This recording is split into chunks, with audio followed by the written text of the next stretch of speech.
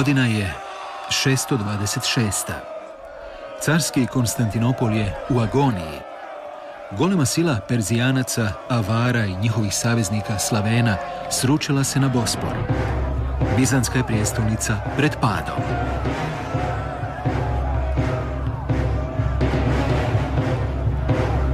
Avarski kagan Bajan želi slomiti srce grčko-rimske kršćanske civilizacije.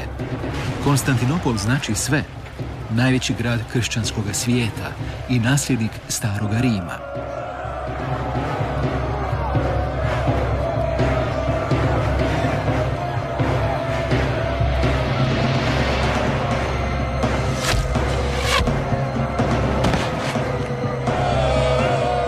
Međutim, Konstantinopol je izdržao.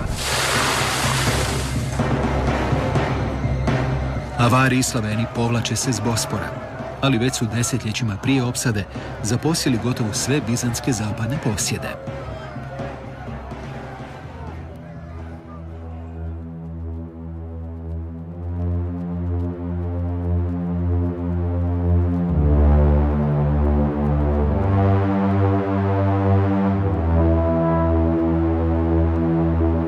Bizantska vlast u provinciji Panoniji te većini Dalmacije samo je mrtvo slovo na papiru. Slaveni, prodirući u malim grupama, miješaju se sa starosjediocima na prostorima današnje Hrvatske. Događa se posljednji čin onoga što je povijesna znanost nazvala seobom naroda.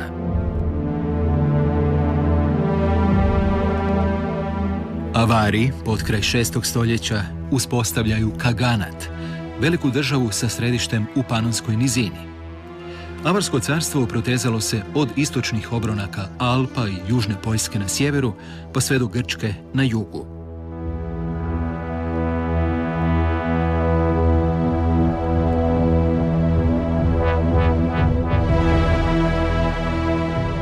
Stara rimska Salona odumire, gubeći ekonomski smisao i svoju nekadašnju važnost. Salonitanski građani polako se počinju povlačiti u obližnju palaču cara Dioklecijana, kompaktnu i dobro utvrđenu. Na izdisajima Salone rodio se grad Split.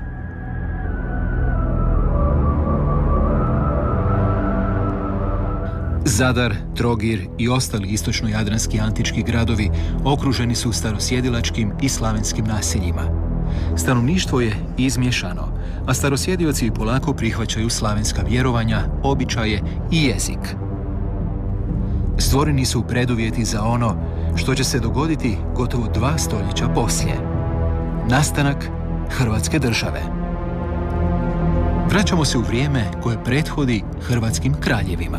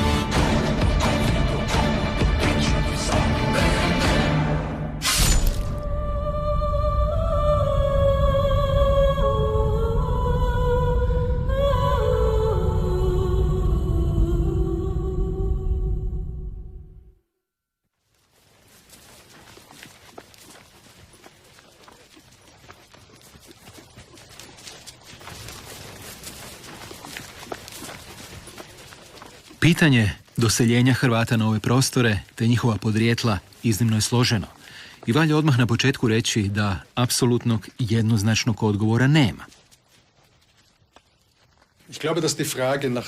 Mislim da je pitanje podrijetla pogrešno postavljeno. Naciji, narodu i državi u pravilu ne možemo vidljivo i jasno datirati podrijetlo točno u određenom trenutku povijesti. Katkada prođe i nekoliko stoljeća prije nego što se to ime prihvati, a mnogo stoljeća nakon što se prvi put spominje njihovo ime.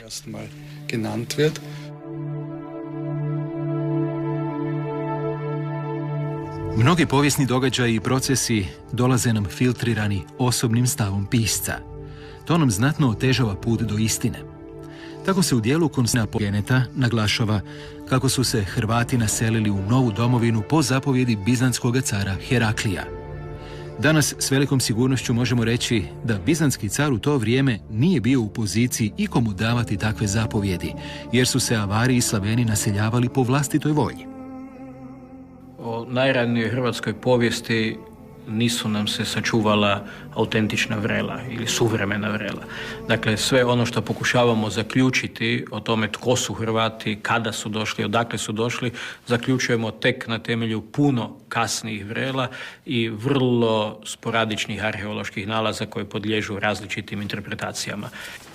Prema legendi koju nam prenosi anonimni nastavljač Konstantina Porfirogeneta, Hrvati su se pod vodstvom 5 braće i 2 sestre doselili na prostore današnje Hrvatske.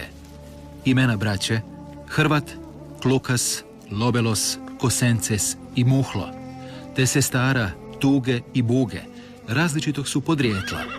Neka su slavenska, a neka možda imaju avarske i bugarske korijene. To jasno pokazuje da formiranje ranoga identiteta ne mora nužno imati etnički predznak. U ranom srednjem vijeku ljudi i plemena nisu se udruživali samo na osnovi zajedničkog podrijetla. Legendu o doseljenju ne treba shvaćati doslovno. Mnogi europski narodi imaju slične priče kojima su srednjovjekovni kroničari pokušali objasniti nastanak nekoga naroda ili države. Gotovo identičnu priču o podrijetlu naroda imaju i Česi, uz vrlo zanimljivu podudarnost s Hrvatima. Tady máme tedy tu situaciju, že na jedne strane... I tako imamo situaciju da s jedne strane Hrvati dolaze iz Češke. 7 braća i sestara pod vodstvom Hrvata dolazi iz Češke u Hrvatsku, dok je u češkoj legendi obratno. 7 braća i sestara pod vodstvom Čeha dolaze u Češku iz Hrvatske. Isključeno je da su Hrvati poznavali Češku, a da su Česi poznavali hrvatsku legendu. A Čehove znali hrvatsku. Tada, u 10. ili 12. stoljeću, kada su ti ljetopisci o tome pisali, vjerojatno još nisu postojale te veze.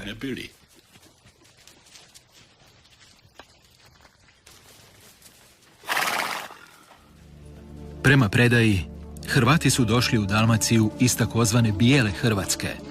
Kako se u srednjem vijeku pojam bijel u geografskom smislu uglavnom koristio za sjever, bijela Hrvatska mogla bi biti neki prostor smješten sjeverno od današnje Hrvatske.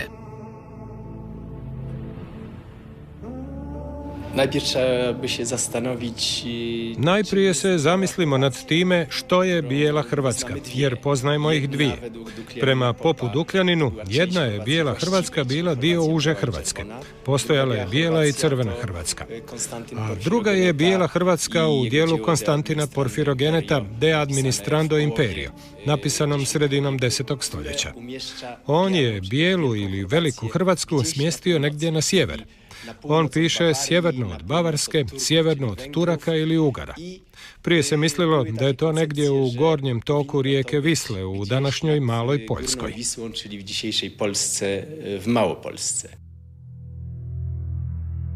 Koliko se danas može zaključiti, bijela Hrvatska mogla bi se odnositi na prostore današnje istočne Bavarske, južne Poljske i sjeverne Češke. Moguće je da je postojala još jedna Hrvatska na prostoru današnje Ukrajine sa središtem oko Kijeva.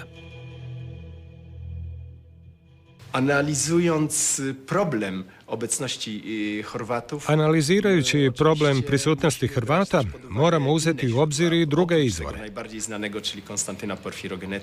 Osim najpoznatijega dijela Konstantina Porfirogeneta, spominju se i u kronici kralja Alfreda Velikoga.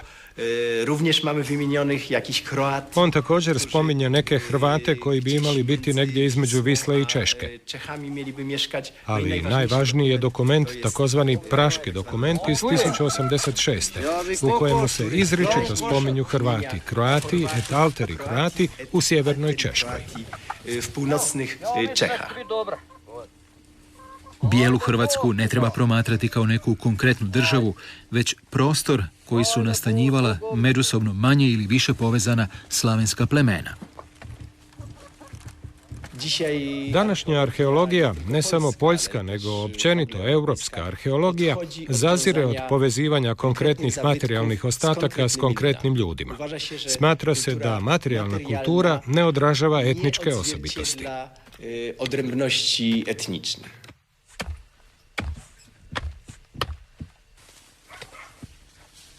Pa, iako češki i poljski povjesničari uglavnom niječu postojanje bijele Hrvatske, ipak postoje određene indicije o povezanosti tih prostora s današnjom Hrvatskom.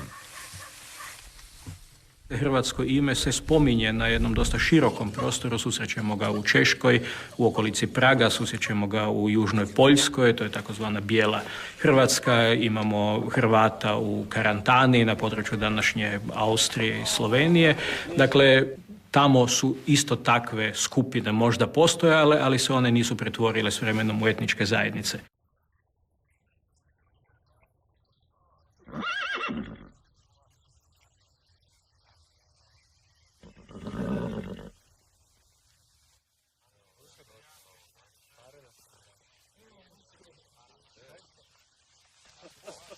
Za pitanje podrijetla Hrvata ključno je razumijevanje uloge avarskoga kaganata u povijesti ovih prostora u 7. i 8. stoljeću.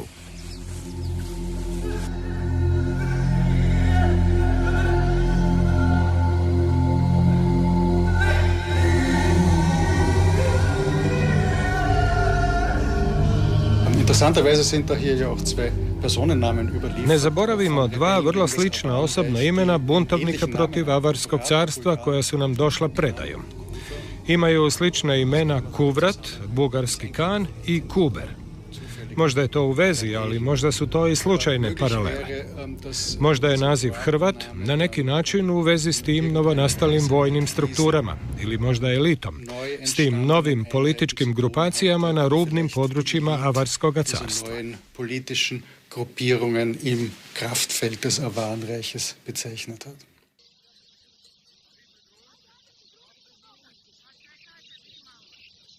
Upravo su istraživanja Valtera Pola zaslužna za vrlo zanimljivu teoriju o podrijetlu Hrvata, koja pretpostavlja da Hrvati u svojim počecima nisu bili etnička, već društvena skupina.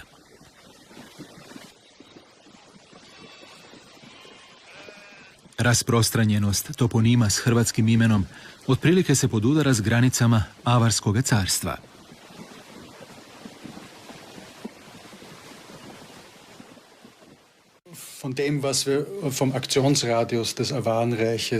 Prema tome što znamo o dometima Avarskoga carstva u kasnom 6. stoljeću, stječe se dojam da se ta hrvatska imena pojavljuju upravo ondje gdje je periferija Avarskog vrhovništva. Neke povjesničare to navelo da pomisle kako su Hrvati bili elitna vojna skupina graničara, koji su nakon propasti vrhovne avarske vlasti potkraj 8. stoljeća ovladali jednim dijelom slavenskog stanovništva Dalmacije. Ova se tvrdnja ne može dokazati, ali je vrlo uvjerljiva kao pretpostavka.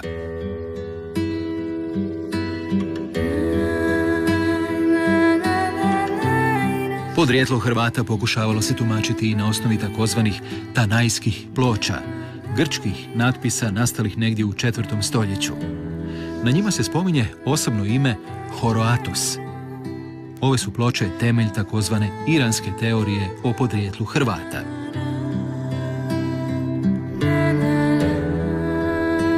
Neki autori su mislili da su Hrvati jedno iransko pleme koje je kao takvo došlo doista iz Irana, ili točnije rečeno zapravo iz današnjeg Afganistana, iz pokrajine Herat. Međutim, oni umjereniji su opet mislili da su Hrvati svojedobno došli u doticaj sa iranskom kulturom na takozvanim širem iranskom kulturnom prostoru koji je obuhvaćao i južno-ruske stepe. Na kraju, valja zaključiti da su pitanja podrijetla i doseljenja Hrvata i dalje otvorena. Današnja povijesna znanost još uvijek traži odgovore. U najnovije vrijeme se pomišlja i na to da su Hrvati zapravo formirani kao etnos na ovom prostoru mješavinom starosjedilačkog stanovništva i to u većoj mjeri starosjedilačkog stanovništva i u manjoj mjeri nekih doseljenika. I da oni dakle nisu postojali kao izgrađeni, formirani narod prije početka 9. stoljeća, nego da se tek u 9. stoljeću ovdje na hrvatskom prostoru formiraju kao etnos koji nosi hrvatsko ime.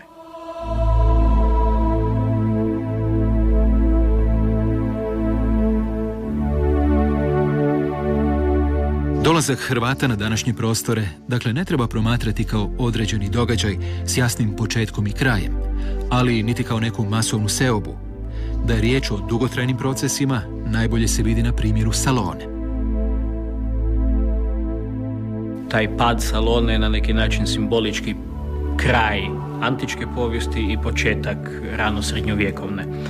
Međutim, to ne znači nužno da je Salona doista doživjela takvu sudbinu. Salona jest grad koji je napušten, od kojeg danas imamo samo ruševine i iskopine, ali to ne znači da je ona pala žrtvom nekog jednokratnog rušilačkog napada. Današnja znanost smatra da se u 7. stoljeću nije dogodilo neko masovno doseljenje Hrvata u Dalmaciju. Slaveni su tijekom sljedeća 2 stoljeća na ovim prostorima živjeli organizirani u manje skupine, bez želje i potrebe za ujedinjenjem, izmiješani sa starosjediocima. Utjecaj vrhovne avarske vlasti vjerojatno je bio slab. Avarsko je središte daleko na sjeveru, na prostoru današnje Mađarske. Niti Avari, niti Bizant nisu mogli, a možda nisu ni htjeli, slavenska plemena ujediniti pod nekom središnjom vlasti.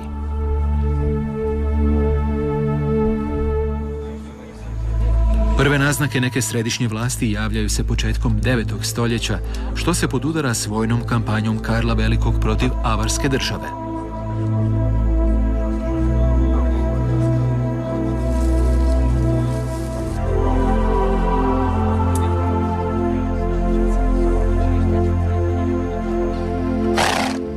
Franački izvori 796. spominju slavenskog poglavara Vojnomira, franačkog saveznika u ratu protiv Avara. Čini se da je Vojnomir bio iz Istre ili nekog drugog slavenskog kraja koji je tada bio pod franačkom vlasti.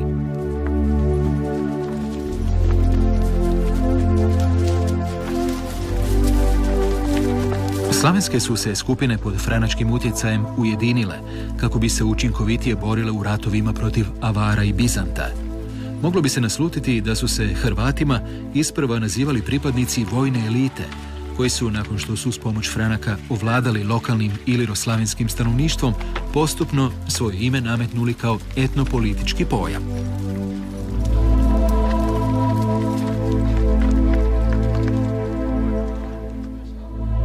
Hrvatsko se ime u izvorima javlja sredinom 9. stoljeća na prostoru zaleđa dalmatinskih gradova.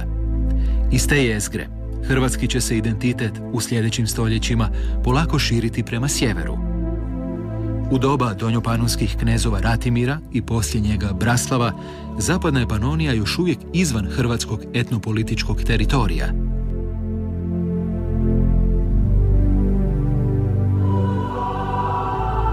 Najkasnije, od vremena kralja Tomislava, počinje prodor utjecaja hrvatskog vladara u Panoniju, a čvršća administrativna i etnopolitička povezanost Dalmacije i Panonije dogodit će se tek u razdoblju nakon dinastije Trpimirovića.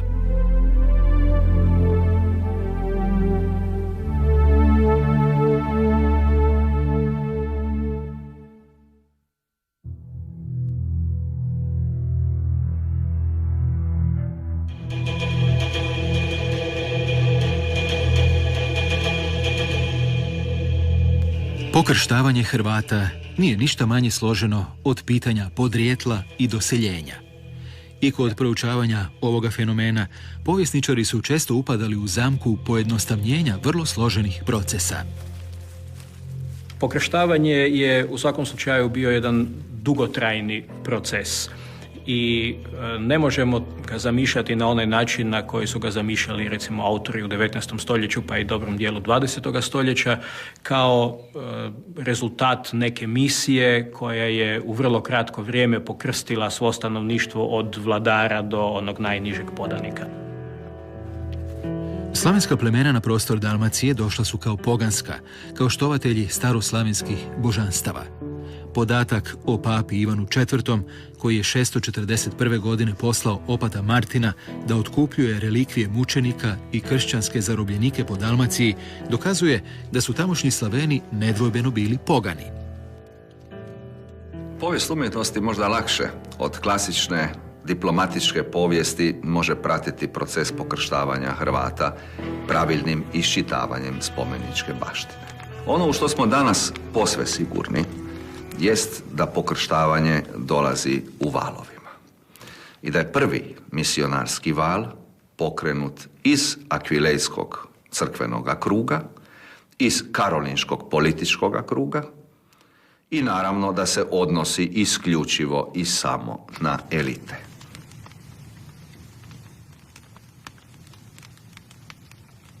Pokrštavanje se uvijek zbivalo uz pomoć države, odnosno neke središnje vlasti. Nje u 7. i 8. stoljeću na današnjim hrvatskim prostorima uglavnom nije bilo.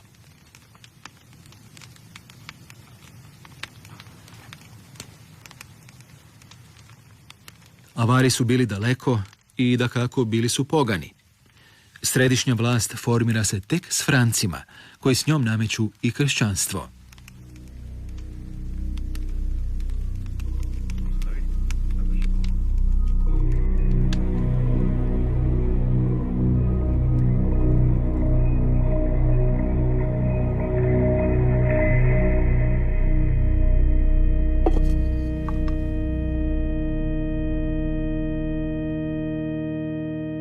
Proći će još dobrih 150 i više godina dok se ne može govoriti o stvarno pokrštenom narodu. Jer karolinški svijet kad kaže biti pokršten, to znači da je Karlo Veliki dao pokrstiti svog vazalnog vladara. I dakle, sasvim je dovoljno da naš knez bude pokršten. Onda ako će on pokrstiti dalje svoje podložnike na dvoru, dobro. Ako neće, a Bože moj. Dakle, tako ide sustav.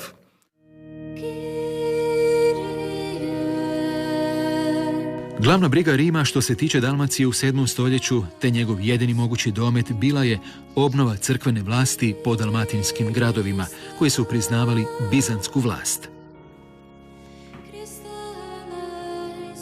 U skladu s tim valja promatrati i priču o Ivanu Ravenjaninu, koju nalazimo kod Tome Arhidžakona.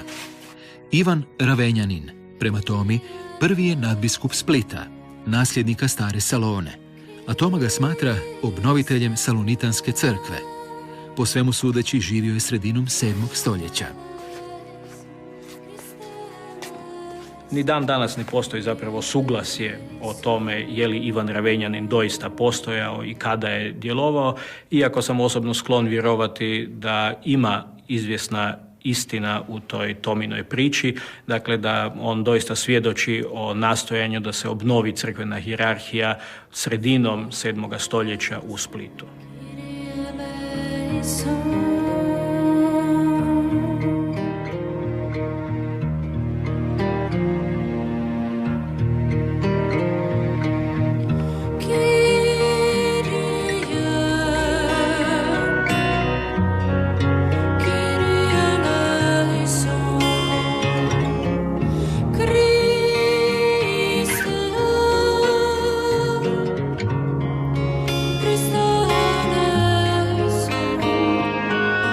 Obnova crkvene vlasti u dalmatinskim gradovima važna je za povijest Hrvatske, ali ne i za pokrštavanje zaleđa. Arheološki dokazi čvrsto pokazuju da se glavni val pokrštavanja zaleđa dogodio znatno kasnije, u 9. stoljeću, i da je došao iz drugog smjera, iz Franačke.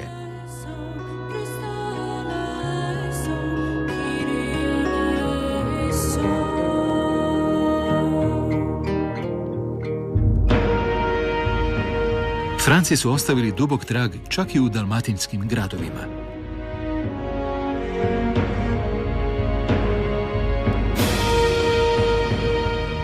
Franačke anali iz 805. godine spominju dolazak zadarskog biskupa Donata pred cara Karla Velikog.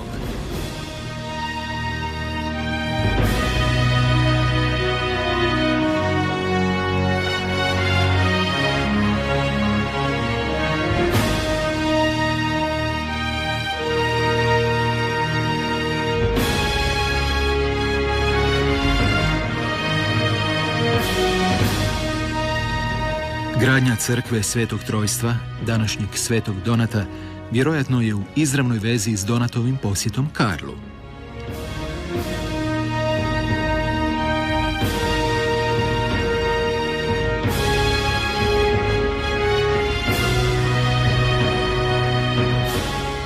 Crkva Svetog Donata tipična je karolinška rotunda, izgrađena po uzoru na dvorsku kapelu u Aachenu.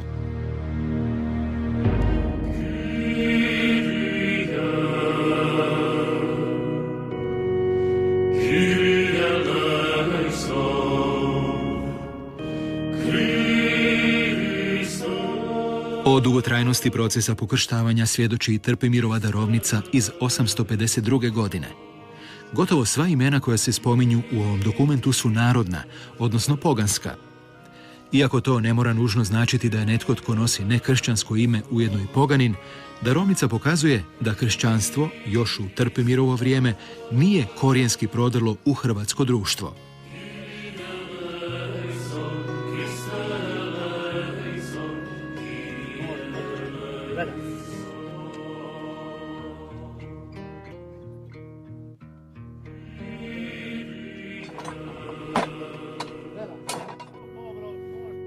Krštenja se vjerojatno još nisu događala kao uobičajen dio života čovjeka od samoga rođenja, kao obiteljski čin tradicije. U Trpimirovo vrijeme, a zasigurno i poslije njega, uloga vladara u pokrštavanju, često i prisilnom, još uvijek je bila presudna.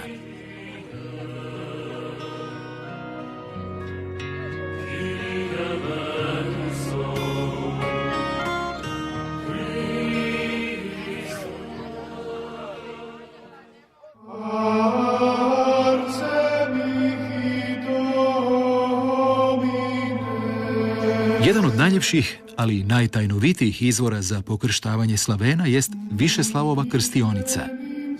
Na natpisu se spominje svećenik Ivan, inspirator ovoga dijela, koji naglašava kako je krstionica načinjena u vrijeme kneza Višeslava, ne spominjući vrijeme nastanka niti prostore kojima je knez vladao.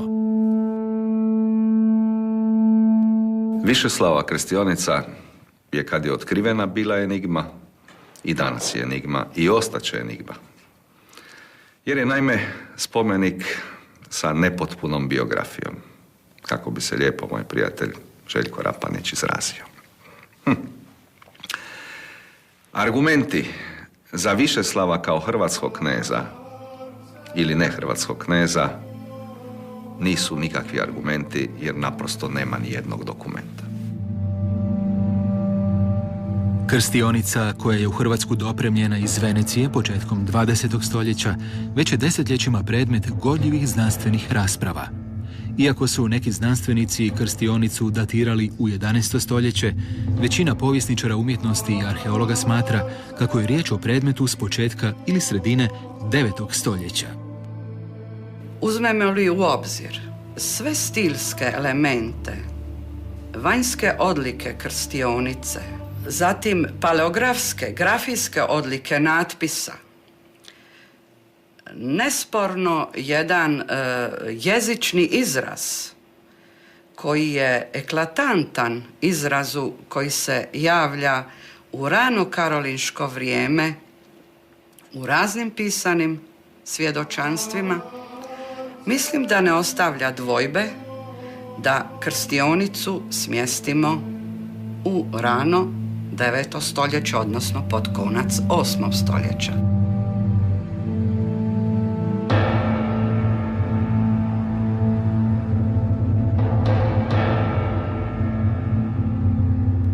Dimenzije zdenca svjedoči o tome da je bio predviđen za uranjanje odraslih ljudi. Uranjanje je običaj koji pripada samim počecima pokrštavanja, do vremena Karla Velikog, koji je uveo praksu pokrštavanja djece. Sve to govori u prilog datiranju krstionice na početak, najkasnije sredinu 9. stoljeća, kada se najvjerojatnije dogodio glavni val pokrštavanja na prostoru Dalmacije. Ne postoji ni jedan dokaz koji bi izravno povezao Višeslava i hrvatsku kneževinu. Ne možemo sa sigurnošću reći ni to je li u krstionici ikad itko kršten. Čak niti podatak da je krstionica u Veneciju u nekom trenutku povijesti bila prebačena iz Nina također nije moguće dokazati, iako postoje indicije u prilog toj tvrdnji. Slavenski narodi su ostavili baštinu u glagoljici i ćirilici kao izvornom slavenskom pismu. Međutim, na latinskom jeziku i latiničkim pismom samo Hrvati su baštinili takvu tradiciju izražavanja u pisanim spomenicima. Da zaključimo. Višeslavova je krstionica danas dio hrvatske kulture, ali i povijesna znanost još nije pronašla odgovor je li Višeslav doista bio hrvatski knez ili pak vladar nekog drugog slavenskog područja. Bez obzira na to, ona je iznimno važan dokaz o procesu pokrštavanja ovih prostora.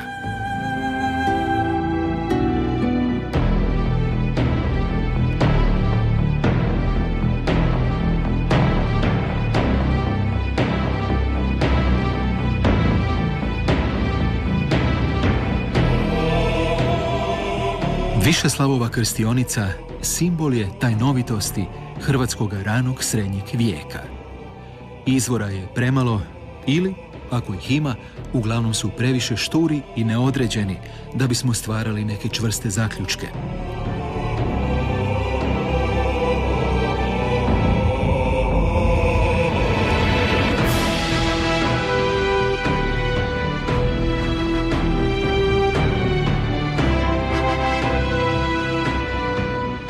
No, doba hrvatskih kraljeva ne spada samo u našu prošlost. Ono ima i svoju budućnost, jer nam suvremena istraživanja obećavaju nove spoznaje.